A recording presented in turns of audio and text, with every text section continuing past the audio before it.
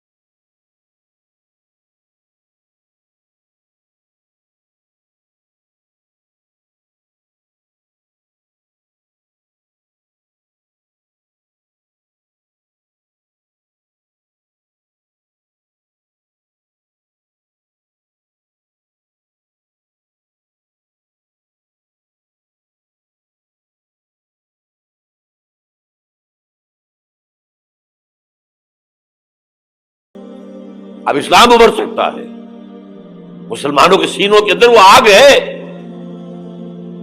اوپر خاکستر آ گیا ہے، تم پہ اٹھانا بیٹھنا، یہ اندر تو انگارا ہے، اوپر سے راکھ ہے، اس سے دھوکہ نہ کھا جانا ان کے دلوں کے اندر. اور بش نے کہا تھا مسلمان چاہتے ہیں کہ ہسپانیہ سے لے کر انڈونیشیا تک نظام خلافت قائم کریں. اور میں حیران ہوا تھا کہ اس کمبخت کو ہسپانیہ کا خیال کیسے آ گیا. ہمیں تو کبھی آتا ہی نہیں، اب ہم تو بھول گئے. وہ تو 500 برس پرانی بات ہے جبکہ وہاں سے ہمیں نکال دیا گیا تھا.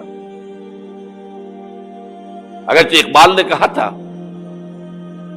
ہے ارض فلسطین پہ یہودی کا اگر حق، ہسپانیہ پر حق نہیں کیوں اہل عرب کا.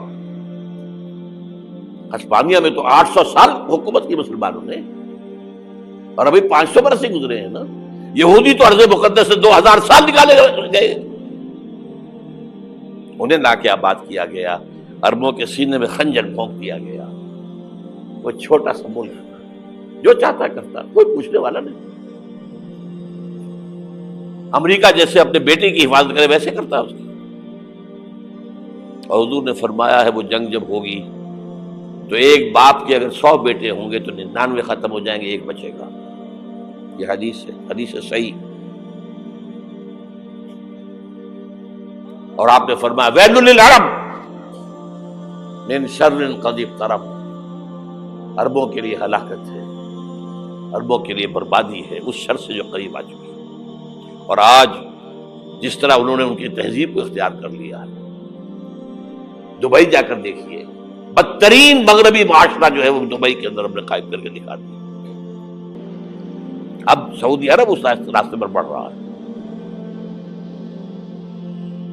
اور اس کے بعد نمبر 2 پر جو ہے ہم پاکستانی ہیں. لیکن میں اس کے وہ پہلی بات جو کہہ رہا ہوں وہ تو یقینی ہے، اس میں تو احادیث صحیحہ موجود ہے.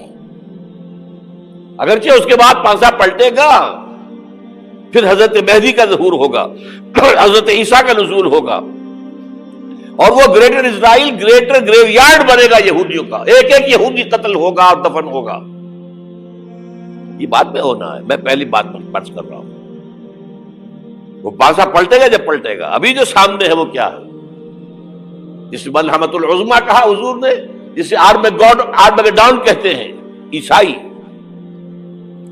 آرمگیڈون کی اگر کہیں جا کر آپ دیکھیں گے، آپ ڈکشنری میں مانی تو کیا لکھا ہے؟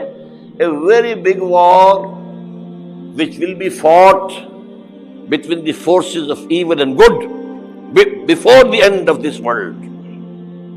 اس دنیا کے خاتمے سے پہلے خیر اور شر کی قوتوں کے درمیان بہت بڑی جنگ ہوگی. ارمجدون اسے کہتے ہیں عربی میں، اور آرمگیڈون اسے کہتے ہیں انگریزی کے اندر. اور یہ بائبل کی آخری کتاب کے اندر ہے، جو اس میں کہ مکاشفات یوحنا، ریولیشنز آف سینٹ جان، یہ تو میں کہہ رہا ہوں یقین کے ساتھ، اور زیادہ دور نہیں ہے، آیا چاہتا ہے۔ اس لیے کہ یہودیوں کا اور عیسائی جو کنزرویٹوز ہیں، نیو کنزرویٹوز، ان کا 5 نکاتی ایجنڈا ہے متفق علیہ، جس کے تحت کہ یہ جنگ صلیبی شروع کی گئی ہے۔ تو سن لیجئے آپ، آرمیگیڈون نمبر 1، گریٹر اسرائیل قائم ہو جانا اس کے نتیجے میں نمبر 2، مسجد اقصی اور قبۃ الصغریٰ کو گرانا نمبر 3، وہاں 3rd ٹیمپل، وہ مسجد جو حضرت سلیمان نے بنائی تھی 1000 قبل مسیح میں، پھر برباد کی تھی نبوکدنضر نے، دوبارہ بنائی گئی، پھر دوبارہ ختم ہوئی 70 عیسوی تک گری پڑی ہے۔ ان کا خانہ کعبہ گرا ہوا ہے 70 عیسوی سے لے کر آج تک۔ ایک دیوار ہے ویلنگ وال، جہاں جاتے ہیں، روتے ہیں، پیٹتے ہیں، ماتم کرتے ہیں، وہاں وہ بنے گا 3rd ٹیمپل۔ اور نمبر 4، اس میں لا کر رکھا جائے گا تخت حضرت داؤد کا۔ یہ تخت کہاں ہے اس وقت؟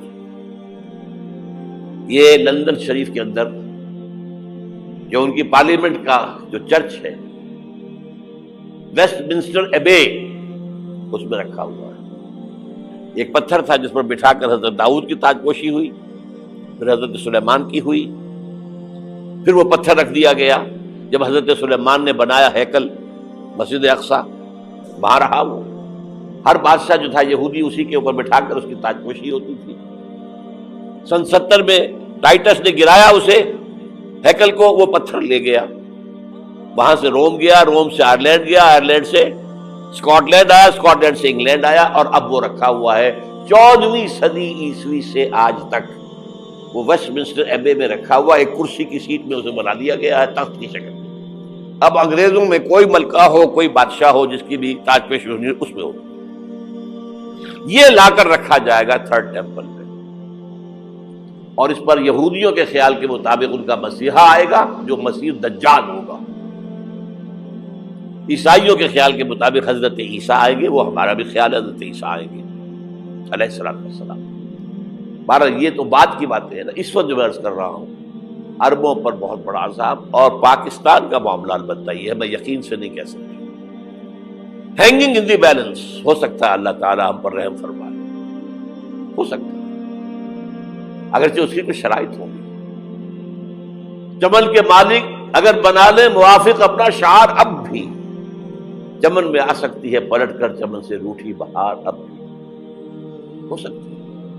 اور یہ بھی ہو سکتا ہے کہ اللہ تعالیٰ نے معجزانہ طور پر ہمیں ملک دیا، ہم نے اللہ سے بدعہدی کی، وعدہ خلافی کی، غداری کی، لہذا سزا دی جائے اور ہم سے یہ ملک چھین لیا جائے۔ اٹس جسٹ پاسبل، دور نہ سمجھے، اسے انہونی بات نہ سمجھے۔ جو گھیراؤ ہو رہا ہے آپ کا، آپ کے مغرب میں نیٹو فورسز اور مشرق میں بھارتی فورسز گدھوں کی طرح بیٹھے ہوئے انتظار کر رہے ہیں پاکستان اور ڈسٹیبلائز ہو جائے، یہاں اور بدامنی ہو جائے۔ اب لاہور میں پھر آج دھماکے ہو گئے ہیں، 2 دن پہلے کا دھماکہ میں سہ کے آیا ہوا ہوں، آپ کے سامنے بیٹھا ہوں، وہ جانے بچی ہیں۔ جو ہماری اکیڈمی کا حشر ہوا وہ تو میں آپ کو نہیں بتا سکتا۔ یہ سارا کیوں ہو رہا ہے؟ تاکہ یہاں بدامنی ہو جائے اور ہمیں جواز مل جائے، مغرب سے نیٹو فورسز داخل ہو جائیں، مشرق سے بھارتی فورسز آ جائیں، اور ہمارے ایٹمی دانت توڑ کر اور پھر ہمیں بھارت کے سامنے ڈال دیا جائے۔ نو ڈو ایز یو لائک۔ یہ ان کا نقشہ ہے، ہوگا کیا وہ اللہ جانتا ہے، ہوگا وہ جو اللہ چاہے، لیکن اللہ کا چاہنا جو ہے وہ کس پر منحصر ہے؟ یہاں انقلاب برپا کرو، یہاں اسلام لاؤ، اگر دھندوں میں لگے رہو گے تو وہ خود بخود نہیں آ جائے گا انقلاب۔ صحابہ نے جانیں دی تھی، کتنی تکلیفیں اٹھائی تھی، 12 برس تک مکی دور کے اندر با نشہ درویشی در ساز و دمادم زن، جو پختہ شبی خدرا بر سلطنت جم سن۔ یوم طائف یاد ہے جو حضرت عائشہ فرماتی ہے کہ میں نے پوچھا تھا حضور سے کہ یوم احد سے زیادہ سختی بھی آپ پر کبھی آئی؟ یوم احد پر کیا ہوا تھا؟ تلوار کا وار پڑا تھا آپ کے چہرہ مبارک، یہ جو رخسار کی ہڈی ہے اس کے اندر وار گیا ہے، اوپر خود کی 2 کڑیاں تھیں وہ اس میں گھس گئیں، 2 دندان مبارک شہید ہوئے۔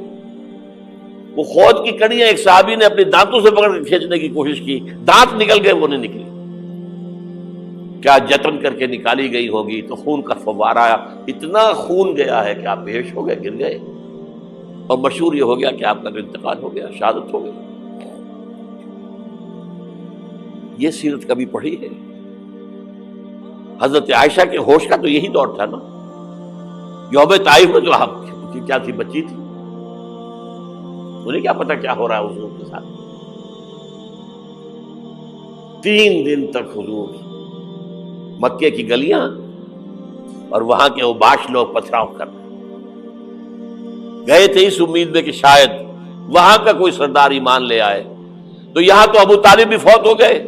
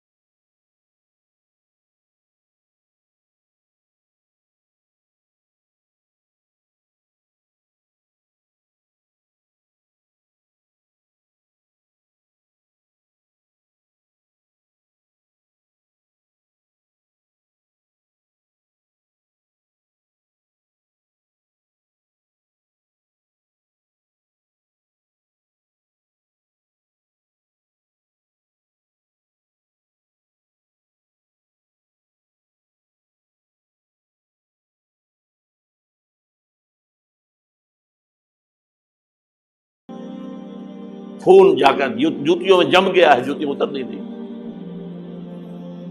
پھر وہاں سے واپسی پر جو دعا مانگی ہے، اللہم الیک اشکو ضعف قوتی وقلۃ حیلتی وہوانی علی الناس۔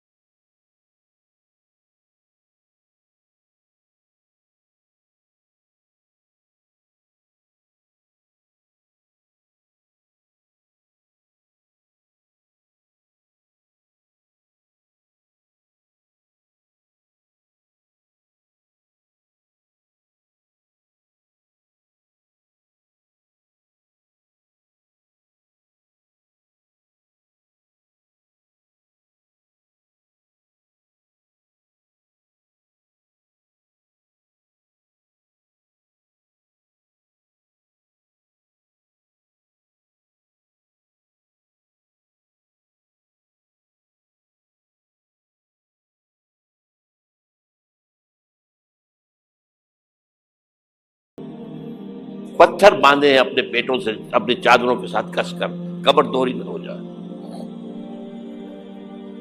اور جب صحابہ کدالیں چلا رہے ہیں تو کیا کہہ رہے ہیں؟ نحن الذین بایعوا محمدا علی الجہاد ما بقینا ابدا، اللہم لا عیش الا عیش الاخرہ۔ صحابہ کہتے تھے ہم وہ لوگ ہیں جنہوں نے محمد سے بیعت کی ہے کہ جہاد کرتے رہیں گے جب تک جان میں جان نکل جائے تو بات اور، جان ہے، چاہے ابھی بھوک سے کمر دوڑی ہوئی جا رہی، جان تو ہے۔ اور ایک دفعہ کہتے تھے اللہم لا عیش الا عیش الاخرہ، اللہ عیش زندگی تو آخرت کی زندگی ہے۔ اور حضور فرماتے تھے، حضور کے بیٹھے ہوئے نہیں تھے گاؤں تکیہ لگا کر، پتھر اٹھا اٹھا کر خندق میں سے لے جا کر باہر پھینک رہے تھے۔